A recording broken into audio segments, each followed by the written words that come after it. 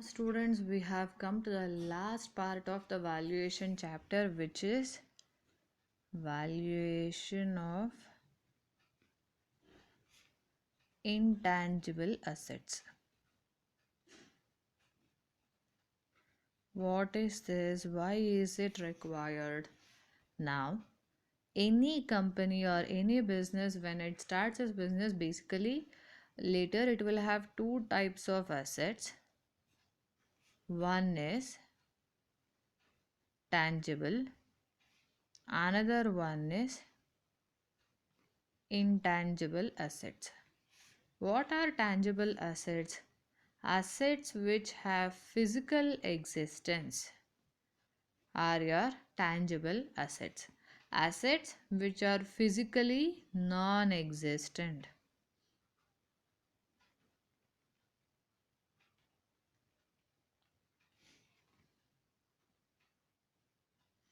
are called as intangible assets. Tangible assets are those which are physical in nature, like your furniture, buildings, you have a car, you have property, you have equipments which are used for production. So, all these assets which are physically there in the business becomes your tangible assets. What are your intangible assets? There are few assets which are generating revenue to your business, but unfortunately these are not physically existent, but still it has the capability to generate revenue to the business. It increases the goodwill, it increases your brand image, it is contributing to your share price, increasing the value to shareholders. All these are happening in the business, but these are physically non-existent, and therefore you cannot make out the, or you cannot assess the value of that. In case of tangible assets, assessing the value of which is very easy. How do we assess the value of tangible assets? Let's assume I brought a furniture today worth 25,000. I feel it depreciates at 10%. So therefore minus 2500. So next year in the balance sheet my furniture value is 22,500. And next year again depreciation 10%. I am following original cost method, 2500, which will be 20,000. Like this it goes on, where assessing value of a tangible property is very easy. Purchase price minus the depreciation. Or to this furniture I may go for repairs, or I may incur painting cost to extend the value or life of that. So whatever expenses I am incurring, I keep adding to this value, and then assessing the value is again easier, because we have a purchase price, we know the depreciation, we know the expenses associated with that. Recording, assessing the value is very easy. But whereas when it comes to your goodwill, the good name enjoyed by the business, or the brand name, or trademarks, or patents, or copyrights, all these are your intangible assets. These assets are not physically existent in your business, but these are also generating some revenue to the business. So this is increasing the revenue, but you don't have the purchase price and to subtract or add the appreciation or depreciation to the asset and tell this is the exact value. Therefore the valuation of which becomes very difficult, and that is where the valuation of intangible assets gets the primary importance, because it is generating revenue to the business. These are also the assets to be valued and then shown in the balance sheet to give the clear picture of fair position of our business. In the balance sheet we need to include this to give our shareholders in the final report.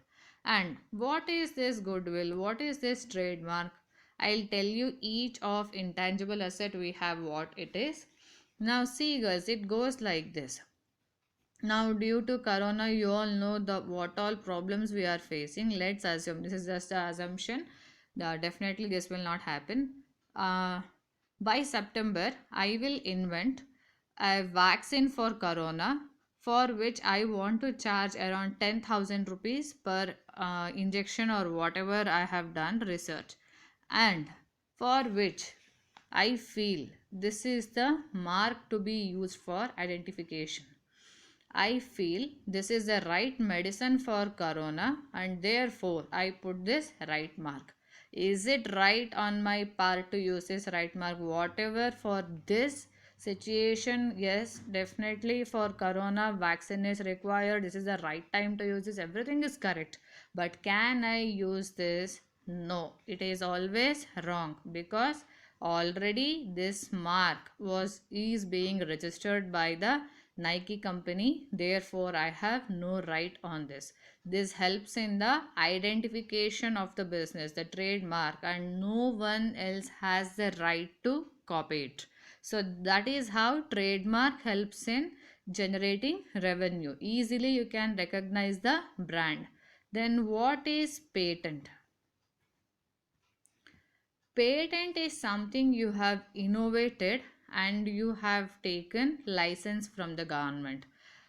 You have invented most of the time nowadays, girls, patents usually comes from technological IT sector. They may invent a new software. Now, as you all know, the our college is converging with the SAP software. SAP is developed by some company who has given us the right to use it, for which we pay the license. They developed the software and therefore they are the owners of that. For any technological innovation or any invention which you do, for which you get the right to use it, and that is your patent. And later you have copyrights. What are these copyrights basically? Now, Dhatri sings his awareness song on Corona. Let's assume she herself wrote the poem, she herself tuned it, she sang. Therefore, she has all the rights for that. She becomes the owner of that. And to avoid the imitation threat, she takes license on that, which is called as copyright. And lastly, we have something called goodwill or the brand name. What is this goodwill? It is the good name enjoyed by the business. Now, because of goodwill, you are able to retain customers in the business, or your image is better valued than your competitors, or because of goodwill, you may be able to raise loans from banks easily, or maybe you can sell at a higher price. Your business can be sold at a higher price than its competitors. Whatever may be the benefits which are associated to your business because of the brand name you are enjoying, which is your goodwill. So these are your intangible assets in any business, and these are not physically existent, but these are able to generate revenue to you. Therefore, valuation of intangible assets becomes necessary for the business. Now, how do we go with the valuation of intangible assets? Basically, we have three methods for that.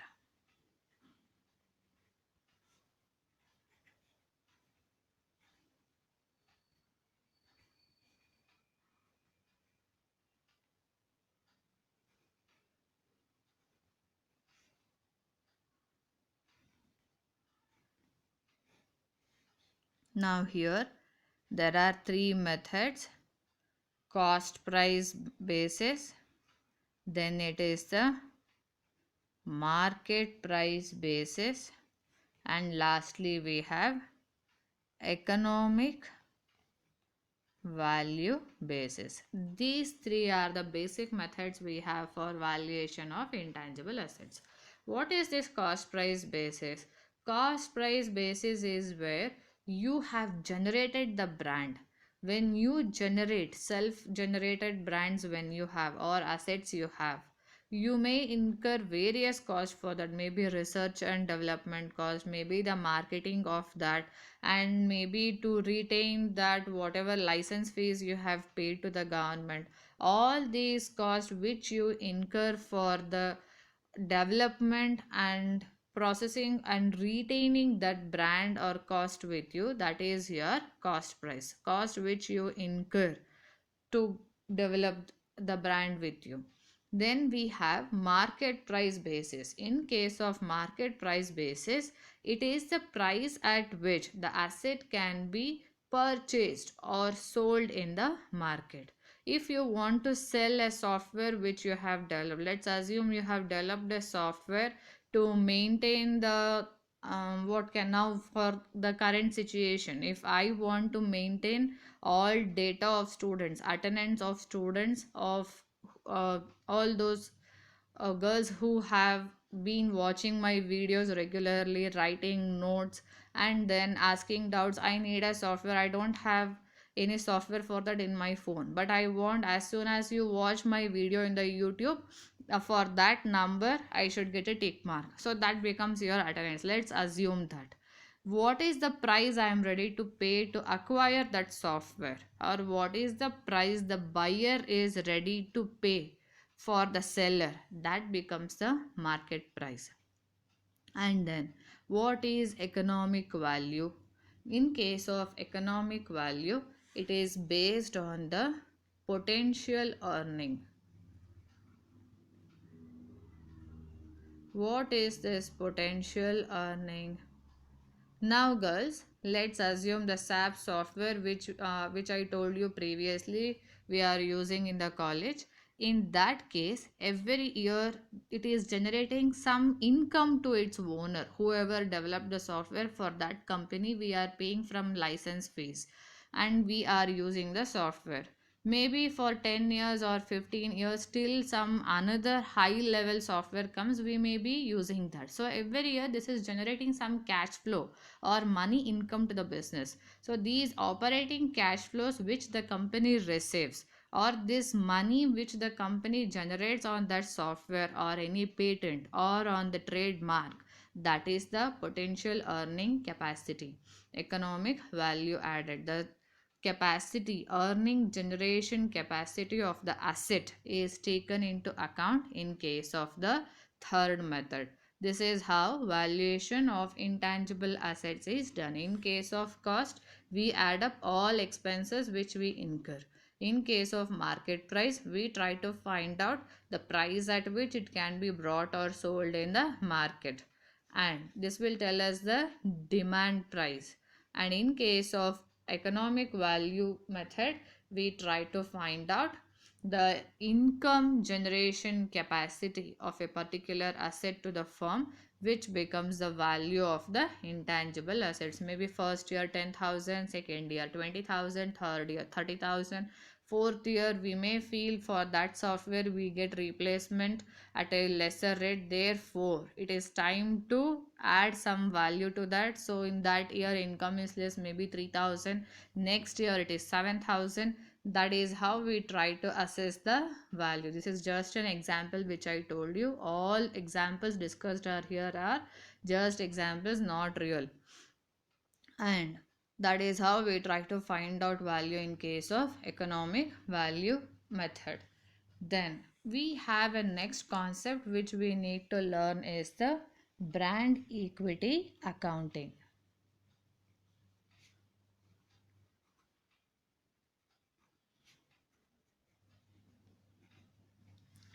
What is brand equity accounting? In case of brand equity, we try to find out a set of brand assets and liabilities linked to that brand, its name, symbol, that add to or subtract from the value provided by a product or a service to a firm and to that firm's customer. Now, what is it talking about, girls? Now, whenever you buy a particular brand product, let's assume you brought Kinder Joy. Whenever you bring Kinder Joy, along with the chocolate, you have some toy or some gift which is given along with the chocolate. So, more than the chocolate, any kid would be interested in first finding out what is being given by the company to him as gift in that. First, he will open that. So, any asset or any name which can increase its brand value because of that, the kid would be more satisfied with the gift more than the chocolate. So, anything which adds to your products services, whatever you are offering, more than a product or service, the person is interested in that.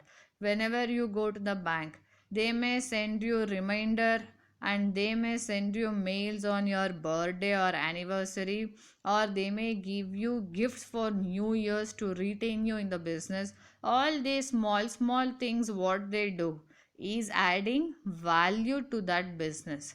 So any asset or liability which is increasing or decreasing your brand name, or which is increasing business to the firm, all those which are measured in to its financial worth in the balance sheet is your brand equity accounting. In case of brand equity accounting, we are trying to measure the value of those assets in its financial worth. Assessing the financial worth of those intangible assets which are increasing your good name, or which are increasing your brand value in the business is your brand equity accounting. Now, why do we do this brand equity accounting? What is the need of it is what is your next topic. Need of brand equity accounting.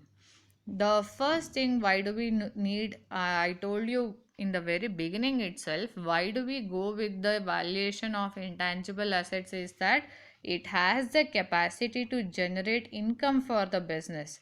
When something is generating income for the business, definitely it is asset for us, and therefore that is the first need to assess the brand equity values of the business. Next one is that whenever we go with the registration of our patents or copyrights or trademarks, anything, imitation can be avoided. The threat of imitation or copying or producing a product at a lesser price than what we have incurred cost to develop a new product, such imitation threat can be avoided when we go with the registration of these brands and disclose it in the balance sheet.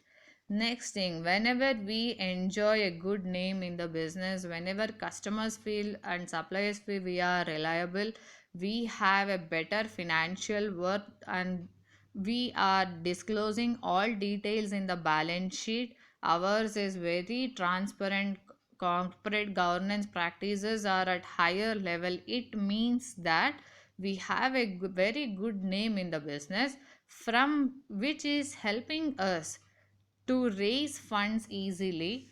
Ultimately, it is giving us leverage benefits. What leverage benefit is that? Raising loan or maybe gaining any partnership will be easier for us as compared to others.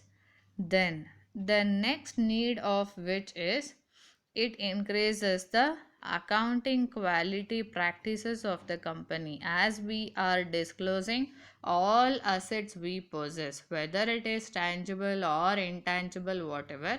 We have disclosed everything in the balance sheet. Therefore, our accounting quality practices are far better than others. Then it is the responsibility of the business to disclose all details to its shareholders. Therefore, it also becomes your corporate social responsibility. Company is using shareholders' funds for the business. Therefore, each rupee, what is the value it is generating to the shareholder, the good name enjoyed by the business is also able to generate revenue. Therefore, even that has to be disclosed, which is the responsibility of the business to do it. And lastly, it provides the base for self evaluation. Whatever we have done in the business, whether it is worth or not, to find out the self evaluation, to assess the business practices, here it means this is also the requirement. Then what are the problems we face in case of brand equity accounting? The first one is the disclosure norms. There are no stringent disclosure norms, even though we have EAS 26, which deals with the valuation of intangible assets. There are no standard norms, as like in case of your physical assets where recording is very easy. But here there are few dilemmas still, so disclosure becomes the problem. Then sometimes we have joint cost associated with the product, so identifying the brand equity cost or the goodwill becomes the difficult there. See, whenever we sell a product, we have research and development cost, product cost, in that production cost, I mean, then we have HR cost involved, marketing cost we have, then we have selling and distribution expenses associated with that. Together of all these is the total cost, and then we sell a product and earn profit. So good name which is helping in selling your increasing your sales also has so many other costs which are together in, that is overall we have incurred, not separately for the goodwill. So therefore identifying these costs which are increasing the goodwill becomes little difficult for any business to do. Then there is no active secondary market for these products. So these are not easily traded in the secondary market, which is another risk which any company is facing. Then the next concept which you need to learn is the types of brand equity accounting. How do we do the accounting?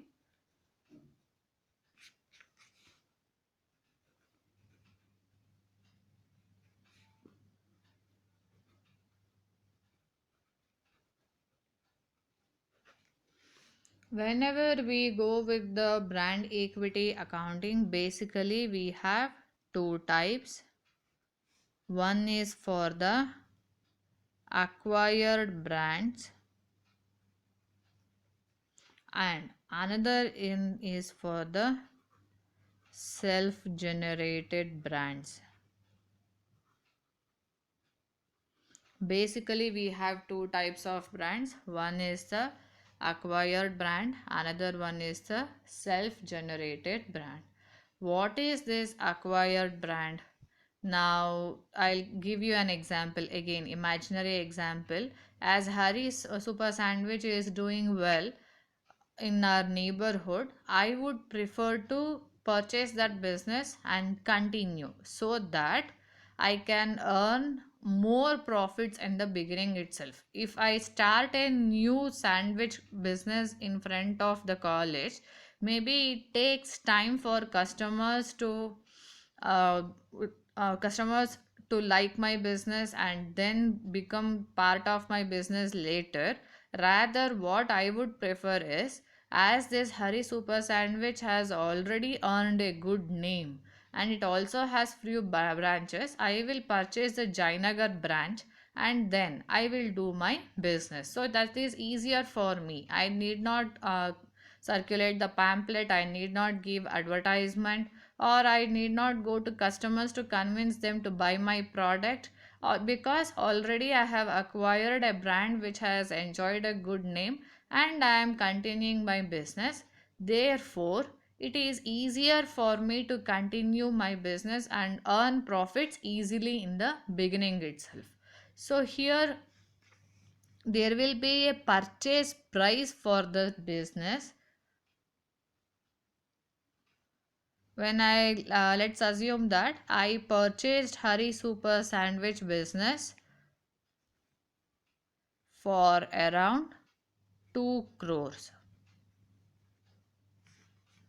Now, is this entire 2 crores representing the brand equity? Definitely no.